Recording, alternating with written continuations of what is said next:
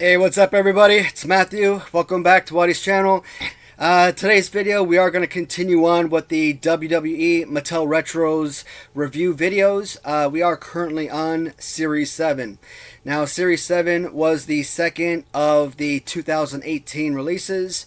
The second and final release of 2018. So in a previous video, looks like Series 3.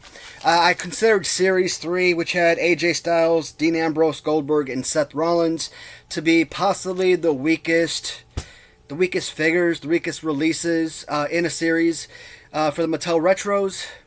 Series 7, if it's not the weakest, it is very close. It's definitely up there among some of the worst figures released throughout the Mattel Retros or the Mattel Creations release of these retro figures. So you would think that there's a couple of them that are adequate, not perfect, but they're solid.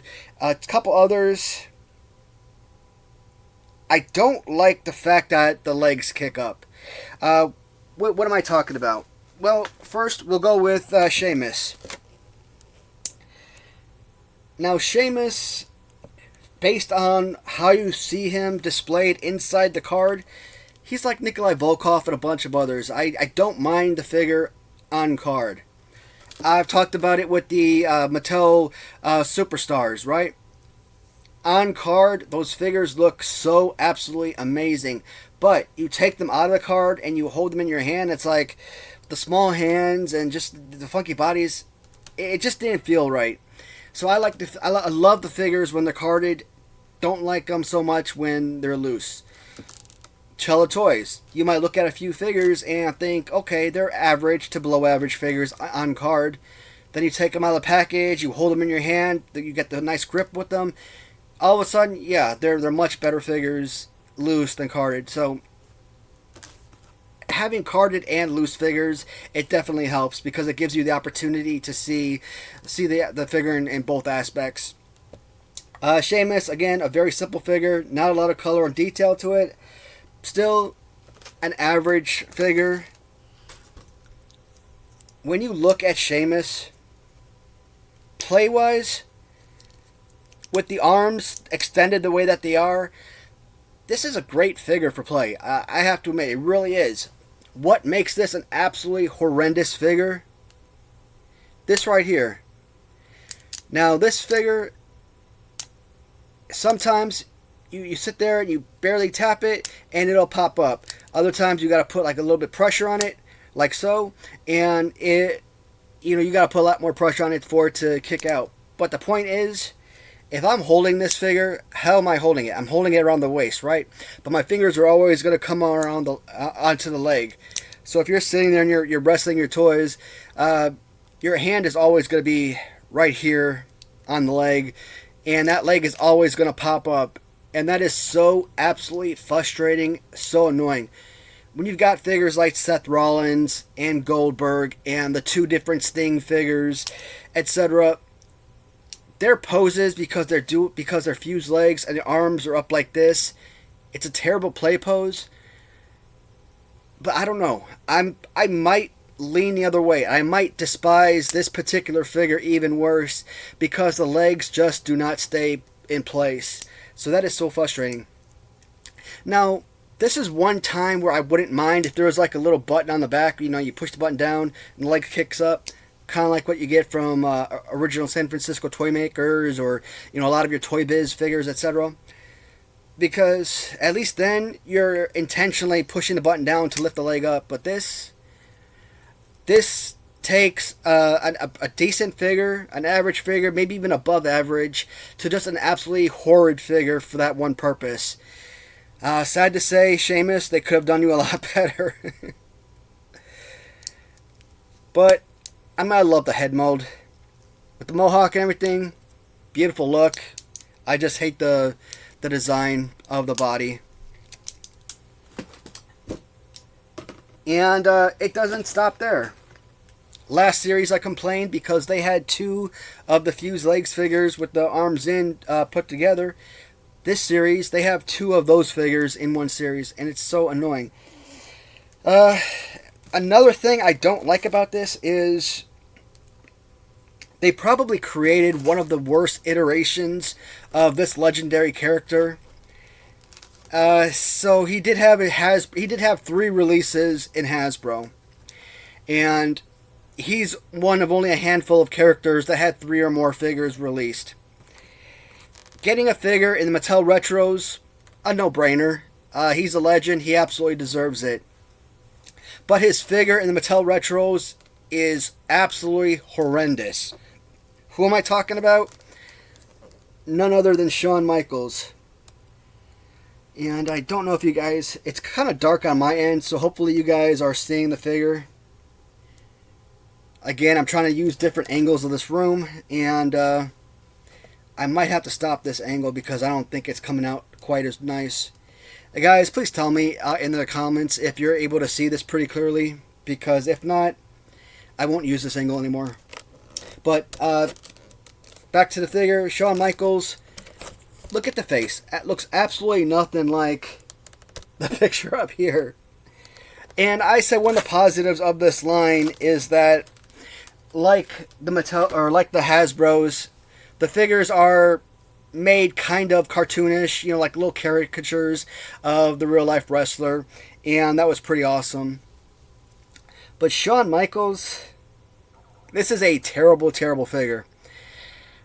I don't even remember this particular design of pants.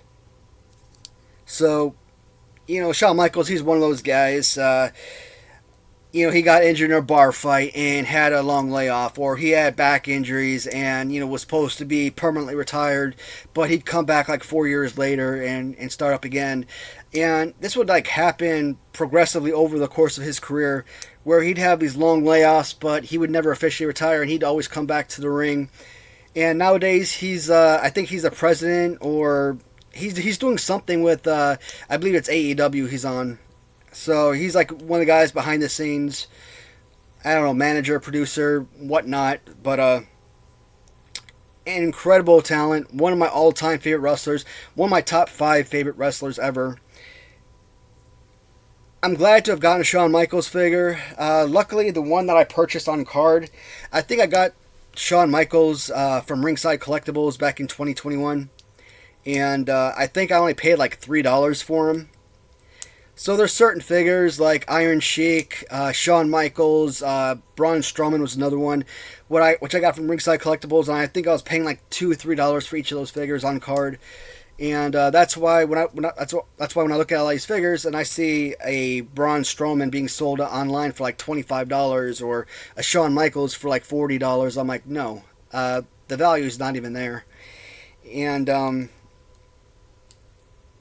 integral piece as far as nostalgia and childhood, and among my favorites, but a horrendous piece as far as physicality.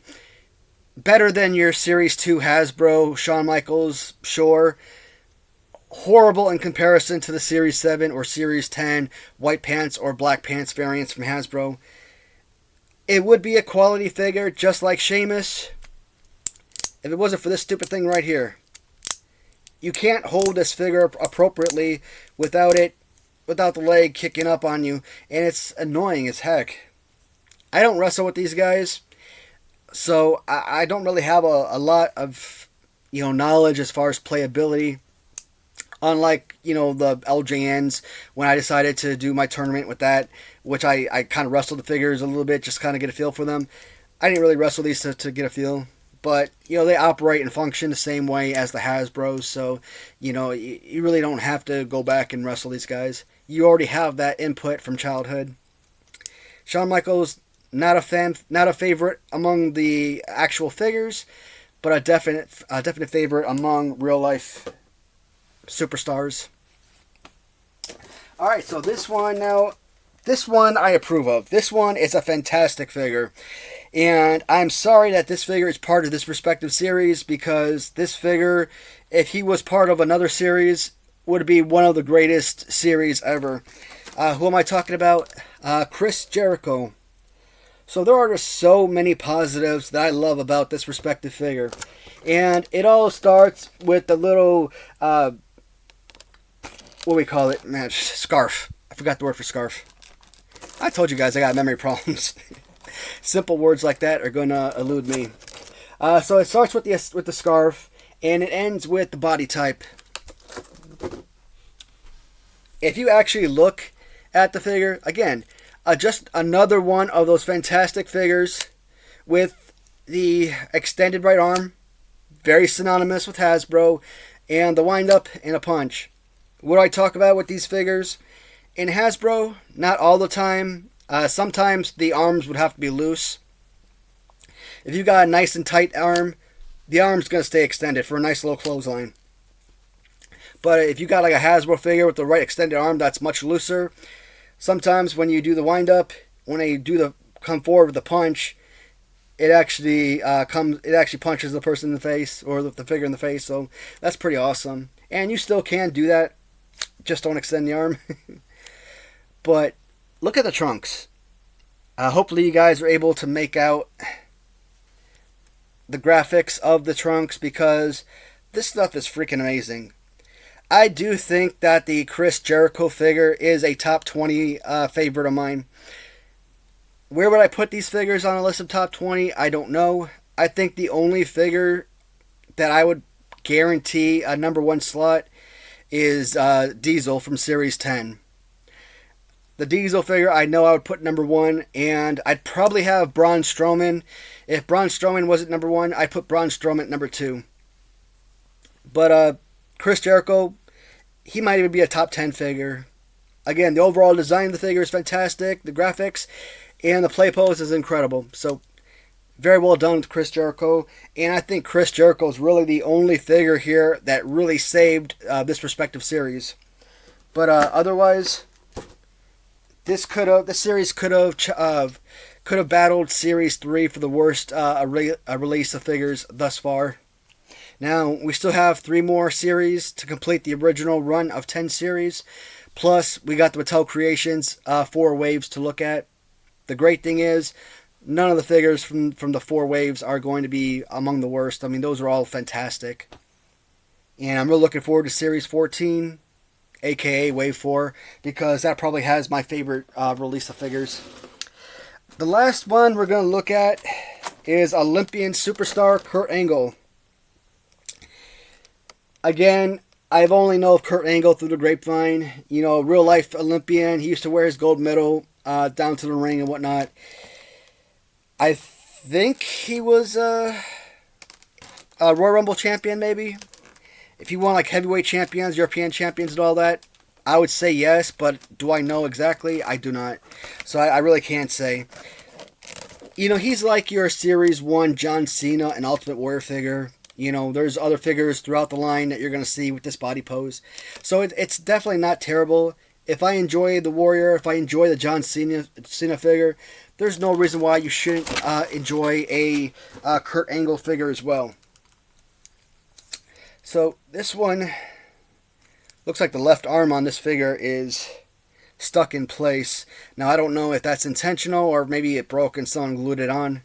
But I'm going to assume, for the sake of this figure, that it's intended to be in place and don't move.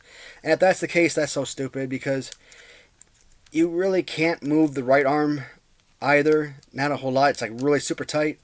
And what do they have? They have that little, you know, suplex type of power slam move. Yeah, I think that's supposed to move. But I'm okay with it. Like I said, duplicate, spare, just for loose display. Good looking overall figure. The one thing I wish they would have done differently, and when you look at like your Andre the Giant from Series 6 LJN, where they just take a Series 2 figure, they paint it black, they paint, you know, singlet onto them. They do the same thing here. They just, you know, paint the singlet onto the figures. They do it with Hasbro. It's so annoying. It would be so nice if they actually had where you could actually feel the texture or the outline of the shirt. You know, like if you were to sit there and feel on the straps, that would be so remarkable if they were able to do that. But they don't. Everything is just hand painted onto the body. Still, a quality figure. Not as good as the Chris Jericho.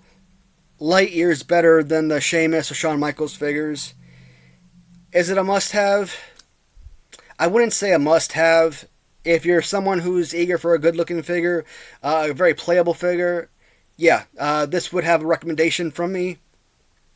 Just not the best. And if I am wrong and this arm is stationary, doesn't move, that just makes it worse, much worse than the other figures with this body pose. So those are your 4 figures from Series 7, the last of the 2 series released in 2018. I think I got one more video on me, so I'll make 3 videos today, and kind of keep this trend of making 3 videos in each day. And if anything changes where I end up making all those series and I only have like 2 or 3 videos posted at that time, that might change things up for me, and I might go ahead and just post them on back-to-back days as opposed to every other day. So, alright guys, thank you so much for watching as always. Please feel free to leave a comment, let me know what you think about these figures, your favorite figures, if you have any history with particular characters, or if you have just any fond memories, matchups, title belts, things like that. Yeah, I always love hearing from you guys, and like I said before, I always learn just as much from you guys as anyone might learn from me, so it's always a lot of fun to associate through comments and whatnot. Alright fellas, thank you so much for watching. I will see you in the next video. Goodbye everybody.